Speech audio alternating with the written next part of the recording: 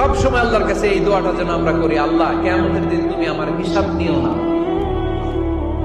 আল্লাহ তুমি আমার বিচার বসিও না, আল্লাহ তুমি দয়া করে আমারে মাফ করে দিও। আল্লাহ যার বিচার করবেন ও জাহান্নামে যাবে, আর যার বিচার করবেন না সে জান্নাতে যাবে। আল্লাহ যদি বিচার করে আর পাই টু পাই হিসাব নেয়, নামাজ পড়লি না কেন, রোজা রাখলি না কেন, মিথ্যা বললি কেন, খাদ্যে ভেজাল দিলি কেন, মাছে ফরমালিন দিলি কেন, যৌতুক খাইলি কেন, ঘুষ খাইলি কেন, উল্টাপাল্টা করলি কেন, জিনা করলি কেন, একটার পর একটা প্রশ্ন বানে যদি সেই ভয়ঙ্কর দিনে আল্লাহ আমাদেরকে জর্জরিত করে, আমাদের কোন উত্তর আছে? সেদিন আমাদের বাঁচার কোন উপায় আছে? তাই আমরা সবাই আল্লাহর কাছে দোয়া করবো, আল্লাহ কোনো বিচার টিচার মানি না, কোনো বিচার করতে পারবো না, দয়া করবা। কথা কয় না? কি করবে? এবার আওয়াজ করে বলেন, বিচার চান না দয়া চান?